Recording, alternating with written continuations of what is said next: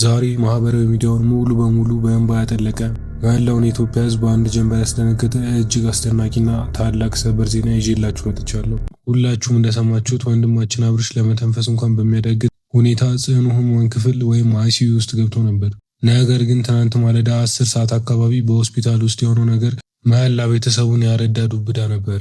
የአብርሽ የልብ ምት ሙሉ ለሙሉ ቆሞ ዶክተሮቹ ሕይወቱ አልፏል ብሎ መርዶውን አውጀው ነበር። ነገር ግን ማንም ሳይገምተውና ሳይጠብቀው በዚያ በጨለማ ክፍል ውስጥ ታላቅ የአምላክ ተአምር ተከስቷል። አብርሽ ከሞት አፋፍ ከመቃብር ደጃፍ ተመልሷል። ይህንን ታላቅ የምስራች ስትሰሙ የተደሰታችሁ የአብርሽ እውነተኛ ወዳጆች በሙሉ አሁኑን ይህን ቪዲዮ ላይክ አድርጉ። አሁን ቀጥታ ወደ ዝርዝር መረጃው እንግባ። ጉዳዩ አሁን እጅግ ተወሳስቧል። ነገሮች በሙሉ ተመሰቃቅለዋል። ትናንት ሌሊት አብርሽ ራሱን ስቶ መተንፈስ ከሚያቅተው ድረስ ተዝለፍልፎ ሲወድቅ ሩታና ኤፍሬም የሚገቡበት ጠፍቷቸዋል።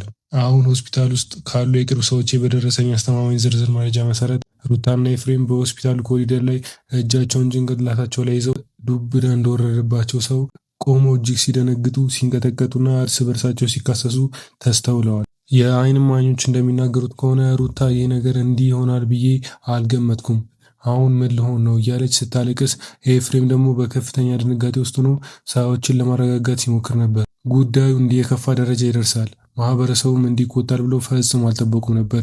አሁን ግን የህዝብ ቁጣ ብቻ ሳይሆን የህግም ጥያቄ እየመጣ መሆኑ እረፍት ነስቷቸዋል። ይህ ሁሉ መከራ የሆነው ግን በሩታና በኤፍሬም የተሳሳተ አካሄድ ምክንያት እንደሆነ ብዙዎች በቁጭት እየተናገሩ ይገኛሉ። እኛ ገና ከመጀመሪያው አስቀድመን ስንጮህ ይህ ልጅ በጤናው አይደለም፣ ከአእምሮ ተሰልቧል፣ አካሄዳችሁ ጥሩ አይደለም፣ ወደ ህይወቱ እና ወደ ትዳሩ በግድ እንዲመለስ አታስገድዱ እያሉ ብዙ ኮሜንታተሮችና ደግ የሚመኙ ሰዎች ሲመክሩ፣ እነሱ ግን የህዝብን ድምፅ አልሰሙም ነበር። ሲቆይ መቆጨቱና መጸጸቱ ላይ ቀን መጨረሻው እንዲህ መጥፎ ሆነ። ነገሩ ከቁጥጥር ውጭ ስለሆነባቸውና ከአቅማቸው በላይ በሆነበት በዚህ አስፈሪ ላይ ወዲያውኑ ለአብርሽ አባት ለጋሽዬ ተደውሎ በአስቸኳይ እንዲመጡ ተደርጓል።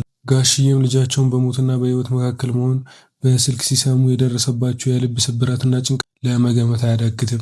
ሌሊት ነው ሳይዱ ወዲያው ተነስተው ረዥሙን መኪና ይዘው ሳይጀምሩት እንዳልቀሩ ታማኝ መረጃዎች አድርሰውናል። እስቲ አስቡት፣ እኛ አብርሽን የምናውቀው በዩቲዩብ ስክሪን ላይ ብቻ ነው። እሱ ግን ራሱን ስቶ መናገር አቅቶት አፋፍሰው መኪናው ሲከቱት ስንመለከት ሁላችንም ደንግጠናል። ታዲያ ይህንን ሁኔታ የወለደው የገዛ አባቱ የወለደችው እናቱ ሲመለከቱ ምን የሚሰማቸው ይመስላችኋል? መገመት አያዳግትም።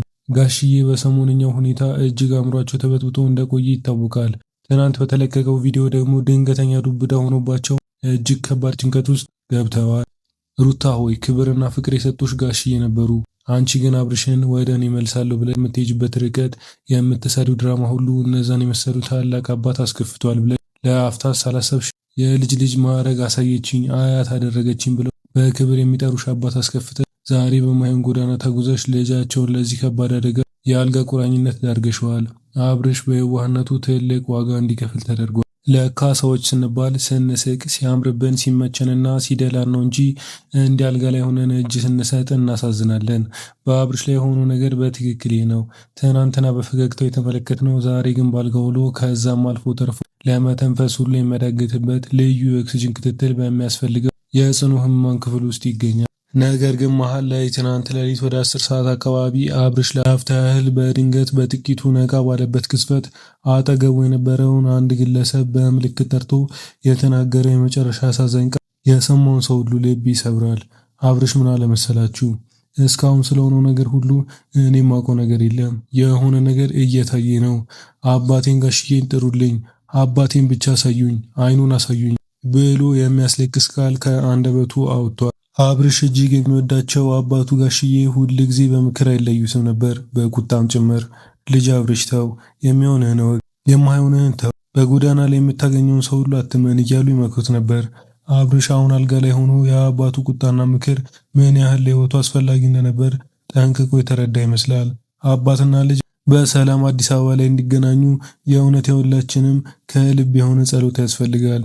ብዙ ሰው ምነው ጋሽዬ ዝም አሉ፣ እሳቸው መጥተው ቢሆን ይሄ ሁሉ ስብስብ ነገር አይመጣም ሲል የነበረው ለዚህ ነው። አሁን ወደ ዋናው መረጃ እንግባ። እጅግ ሚስጥራዊና አስደንጋጭ መረጃ ላወያያችሁ። አብርሽ ያንን የአባቱን ስም ከጠራ በኋላ የመተንፈስ ችግሩ በከፍተኛ ሁኔታ እየተቆራረጠ ሄደ። የልብ ምቱ የሚያሳየው የሆስፒታሉ ማሽን ወይም ሞኒተር ድምጽ እየቀነሰ ሄዶ በመጨረሻም የልብ ምቱ ሙሉ ለሙሉ ዜሮ ላይ ቆመ። መስመሩ ቀጥ አለ። አዎ ዶክተሮቹ ፈትሸው ምንም የልብ ትርታ የለም፣ ህይወቱ አልፏል፣ አብርሽ አርፏል ብለው ለቤተሰቦቹ አረዱ። በሆስፒታል ውስጥ ከፍተኛ የለቅሶና የዋይታ ድምፅ ተሰማ። መርዶ ተነገረ። ሁሉም ተስፋ ቆረጠ። ነገር ግን በዚያ የነበሩት ታላላቅ የህክምና ስፔሻሊስቶች የመጨረሻ አንድ እድል እንስጥ፣ በቀላሉን ተውም አሉ። ወዲያውኑ ያንን የልብ ምት በከፍተኛ የኤሌክትሪክ ማግኔቲክ ሞገድ ወይም ሾክ የሚመልሰውን ታላቁ ማሽን ማለትም ዲፊብሪሌተር የተባለውን መሳሪያ አምጥተው በአስቸኳይ አብርሽ ደረት ላይ ጫኑበት። አንዴ የኤሌክትሪክ ሾክ ሲሰጡት ማሽኑ ላይ ምንም ትርታ አላሳየም። ሁለተኛ መቱት። አሁኑም መስመሩ ቀጥ እንዳለ ነው። ምንም ተስፋ የለም። በሶስተኛውና በመጨረሻው ሙከራ ግን የሰው ልጅ ጥበብ አልቆ የአምላክ ታምር ተገለጠ። ማሽኑ ሲመታው አብርሽ በድንገት መላ አካላቱ ተናውጦ በጥልቀት ወደ ውስጥ ተነፈሰ። የቆመ የልብ ምቱ ተመልሶ በማሽኑ ላይ እያለ መምታት ጀመረ። ከሞት አፋፍ ከመቃብር ደጃፍ በተአምር ሆኖ ህይወቱ ተመለሰ። ስፔሻሊስቶቹ ሌሊቱ ሙሉ ሲረባረቡበት አድረው አሁን አብርሽ በጥሩ ሁኔታ ላይ እንደሚገኝ የመተንፈስ ችግሩ እንደተስተካከለለትና ራሱን ሙሉ በሙሉ እንዳወቀ የቅርብ መረጃዎች አድርሰውኛል። በሌላ በኩል ግን ጉዳዩ በዚህ ብቻ የሚያበቃ አይመስልም። የአብርሽ እህት ቡዜ በከፍተኛ ቁጭት ውስጥ ሆና እኔን ወንድሜን ጭራሽ አይኔ እያየ ነው እኮ የወደቀው፣ ከዚህ በኋላ ማንንም አልሰማም፣ ሆስፒታልም አጠገብ ሆናለሁ እንጂ ይህንን ጉዳይ እንደቀላል መለከተውም ብላ ጉዳዩን በቀጥታ ወደ ህግ ልትወስደው እንደሆነ በዝርዝር ሰምቻለሁ። ይህ ጉዳይ ወደ ህግ ሄደ ማለት ደግሞ አብርሽ በዚህ መልኩ አልጋ መያዙ ትልቅ ማስረጃ ስለሚሆን ሩታና ኤፍሬም ምን አይነት ከባድ የህግ ማጥ ውስጥ እንደሚገቡ መገመት ትችላላችሁ። አሁን ላይ ማህበራዊ ሚዲያው በከፍተኛ ሁኔታ ተከፋፍሏል። በተለይ በቲክቶክ ላይ የሩታ ደጋፊዎች አብርሽን፣ የአብርሽ ደጋፊዎች ደግሞ ሩታን እያጠቁ ከፍተኛ ስድብና ውዝግብ ተፈጥሯል። ነገር ግን እውነታው አሁን ሆስፒታል ውስጥ ካለው ማሽን ጀርባ ያለው የአብርሽ ህይወት ነው። እኛ የምንፈልገው ወንድማችን አብርሽ ቢያንስ ከዚህ ጽኑ ህሙማን ክፍል ወጥቶ ወደ ኖርማል ታማሚዎች አልጋ ተዘዋውሮ ሙሉ ጤንነቱ ተመልሶ ማየት ብቻ ነው። የተወደዳችሁ የቻናል ቤተሰቦች አብርሽ ከሞት ማየት ተርፎ ተመልሶ አሁን ጥሩ ሁኔታ ላይ መገኘቱ መትረፉ ስትሰሙ የተሰማችሁን ንጹህ የደስታ ስሜት በኮሜንት መስጫው ላይ አስፍሩልኝ። እውነት ለመናገር ምን ቢደረግበት ነው ይህ የወጣት ወንድማችን አቅሉን እስከ ማጣትና ህይወቱን እስከ ማቆም የደረሰው? የእናንተ ጠቃሚ ሀሳብ ማየት ፈልጋለሁ። አሁኑኑ ኮሜንት አድርጉ።